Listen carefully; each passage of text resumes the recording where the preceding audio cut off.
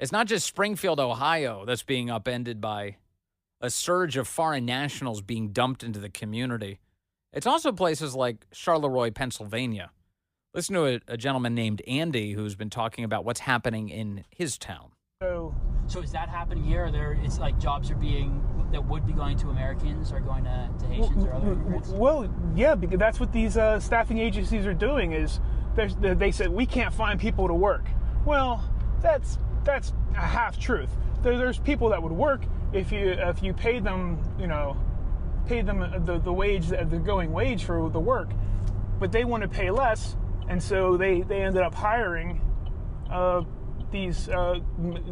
getting involved with these agencies that bring in these workers. The perception is that it's not legal. Now, you get a lot of people saying they're illegals, and everyone wants to fight about that term, but it doesn't really matter. What matters is what's going on and how it's affecting everybody. And so those jobs that they have, they used to be American jobs, but they decided we don't want to pay $5 more an hour. We'll pay $3 more an hour, and we'll take that off the top, and we'll keep that, and we'll bring in Haitians through this work program. And so it's a lot of jobs that have been lost by Americans. So they bring in the people from third world countries who will do that work for poverty wages. Right. And they think it's a great deal. Right. And probably is a good deal for them. Yeah, but not for the natives. No. The man who did that reporting, has been doing that reporting, joins us now. His name is Nate Hochman. He's a senior advisor to America 2100 and a writer for the American Spectator. Nate, good to have you with us, sir. Hey, Vince. Thanks for having me. All right, so Charleroi, Pennsylvania, you've been spending some time there, and I understand that it is a town of 4,000 American citizens. Tell us a little bit more about it. What has happened to Charleroi? Yep, it's a town of just over 4,000. I think 4,134 was the 2020 census. It's in southwestern Pennsylvania. It's about as quintessential kind of Trump country, deindustrialized, quite poor, downwardly mobile white working class as it gets. And over the last couple of years, they've had 2,000, by the most conservative estimates, Haitians just airdropped on top of the town. Nobody really can figure out how they're getting there, why they're showing up specifically in Charleroi, Pennsylvania, but it's completely overwhelmed the town. And, there's been a whole lot of news cycles about places like Springfield, and rightly so. But what a lot of people don't know is that Springfield was just the tip of the iceberg. Springfield was something like 20,000 Haitians. Hundreds of thousands of Haitians alone, just that nationality, have been flown or otherwise transported into America over the last few years. And so you have a lot of Springfields, but you also have a lot of Charleroi, Pennsylvanias, which are these small and quite vulnerable towns, often in deep red conservative parts of the country, that have effectively been colonized or invaded by thousands and thousands of people from third world countries, in this case, Haiti. And as a matter of percentage growth, Charleroi, Pennsylvania has been much more overwhelmed than Springfield, Ohio. You say that 4,000 American citizens there, and all of a sudden 2,000 Haitian foreign nationals dropped onto the town. That's a massive increase in terms of percentages. Yeah, and again, 2,000 is probably an antiquated estimate. We talked to the city councilman and the mayor, and they told us it's probably closer to 2,500 or even 3,000 at this point.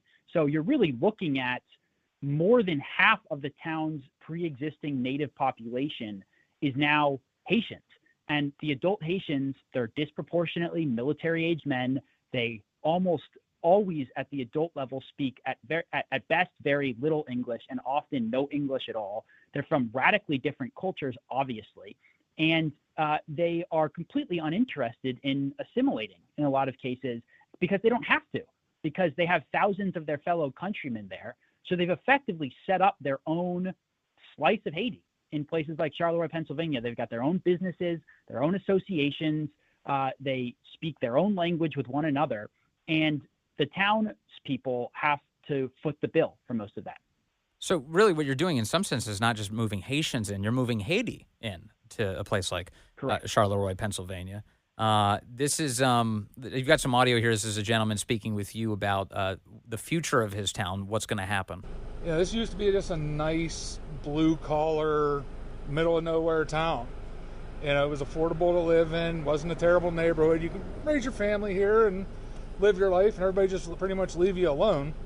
But I don't know if it's going to come back from this. I don't know if we're going to come back from this. At the point now, I think they've just destroyed the town, and they've bought all these properties. Okay, you might be able to buy a house cheap, but what kind of people are you going to get in? Yeah. What kind of neighbors you have? Well, that's it. Yeah. And right now I'm surrounded by the immigrants. Mm-hmm.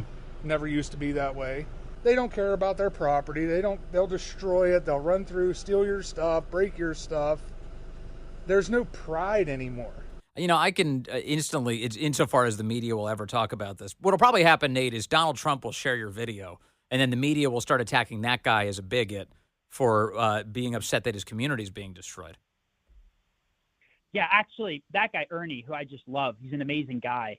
He's actually speaking at the Trump rally in Pennsylvania tonight. And he's speaking there because of our video. The Trump people saw our video. So the poor guy probably doesn't know what's in. He's a trucker. He works as a trucker in a small town, Pennsylvania so obviously he adores Trump. So it's awesome that he gets to speak there. But, you exactly as you said, once he's up there, even though for him it's the opportunity of a lifetime, the media is going to attack him. But again, what that guy was saying, and I love it because, he was articulate in a very simple kind of, working class blue collar guy way. That is the most reasonable human impulse of any human instinct ever. These people, their families have been there for generations. It's a very tight knit, small community where people, they don't have a lot, but they rely on one another. And he's the only native Pennsylvanian in his neighborhood now. Who wouldn't be upset by that? What you talk about his matter-of-fact way of speaking, but this is what distinguishes him. He hasn't been corrupted by the way our ruling class acts, which is not a matter of fact; it's a matter of fiction. They'll spin something up to try and explain all of this away. He's just telling you what's actually happening to his life. He's like, it used to be good, now it's bad. All the new people that they dumped on us have made my community a lot crappier, and that's just a matter of fact. And as far as our media class is concerned, you're not allowed to say that's somehow bigoted and intolerant. Meanwhile, none of these people, the people who are going to be barking at him after he speaks at a Trump rally tonight, and God bless Ernie for that, none of these people would allow it to happen in their own communities. They wouldn't let it happen on Martha's Vineyard. They wouldn't let it happen in their New York City apartment building. They're not letting it happen there, so why should it happen to Ernie? Right. No, in Martha's Vineyard, they're 10 clicks to the right of Trump on immigration, right? But at the southern border, of course, it's the exact opposite. But no, exactly. I mean, people who have been sort of inundated in elite pieties, when some blue-collar trucker guy says, hey, I don't like that now I'm fully surrounded by immigrants, they sort of cringe, right? Viscerally, oh, you can't say that. But again, why isn't he allowed to say that? Why isn't this guy his family has been here for generations? Go ahead. Well, I mean, I just want to point out that he made a number of genuine observations. It wasn't predicated on these like racial categories or anything else. It was literally, hey, I'm surrounded by people who don't speak the same language as me. The community looks a lot more disgusting than it used to. I have stuff being stolen on a constant basis. So I'm not really happy in this environment. That's a very reasonable critique. It's not one predicated on some sort of gut level aversion to people who don't look like me.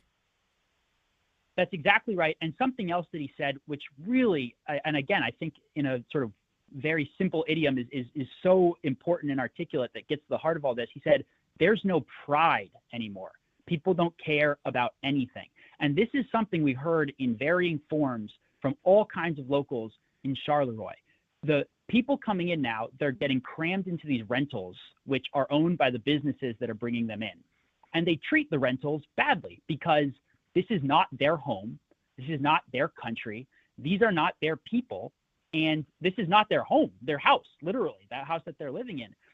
So if you can literally see, if you go through Charleroi, the houses that are owned by natives versus the buildings that are frequented or lived in momentarily by the recent arrivals, because the houses that are owned by natives, the lawns are manicured, they're clean, they have signs at the, welcome signs at the doorway, et cetera. And the houses often that are the rentals that the recent arrivals lived in are gross, to be totally candid. They are not well kept.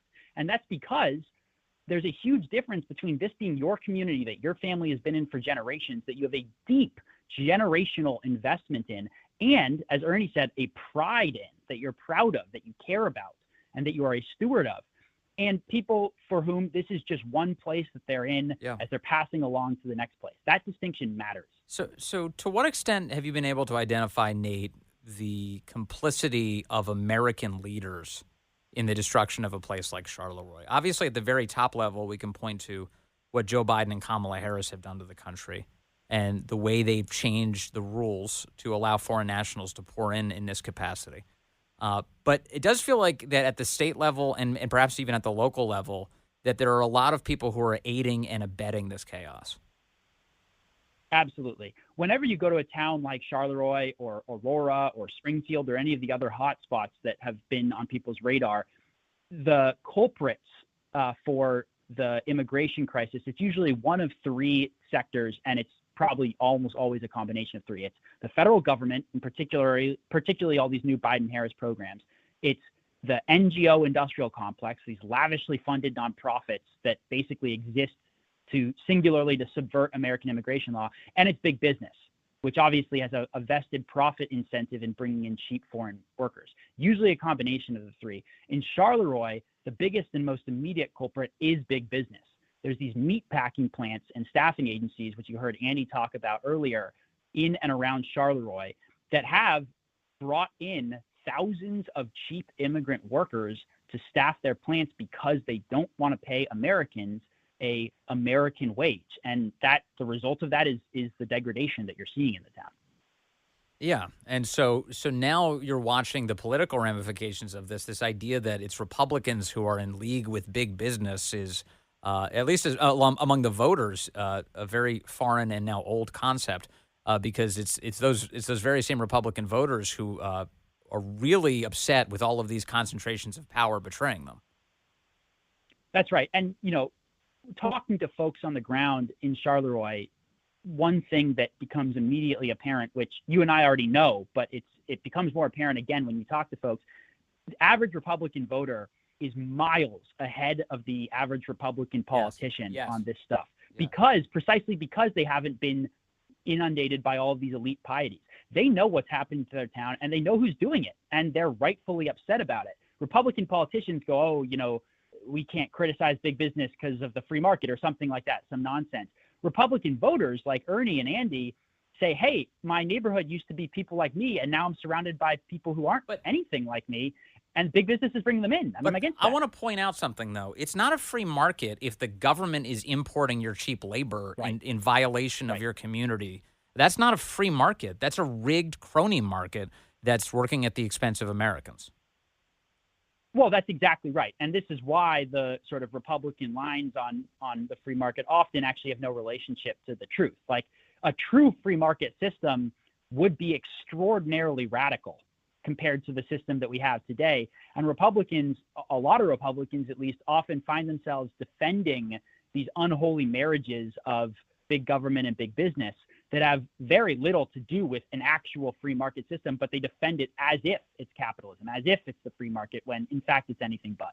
Yeah, it's chaotic. Well, I know there's been so much attention on Springfield, Ohio, as a result of certainly President Trump highlighting it, rightfully so, J.D. Vance more so than any other United States senator. But Nate Hochman, you are doing amazing work with America 2100. And the attention you brought to Charleroi, Pennsylvania, apparently is going to net a big speech tonight from Ernie, who's going to share his perspective being a resident there. Thank you, Nate. I appreciate your remarks and your coverage. Thank you so much. Thanks, Vince. Appreciate it. Nate Hochman with America 2100, and he's with the American Spectator, too. And if you're interested in seeing any of these videos from Charleroi, which are just conversations with your fellow American, the kind of person who'd like their old life back, please, not the one that's been destroyed by Kamala Harris and company. You can find them all on Nate Hochman's X account. So many great videos he's been sharing, or just search for America 2100.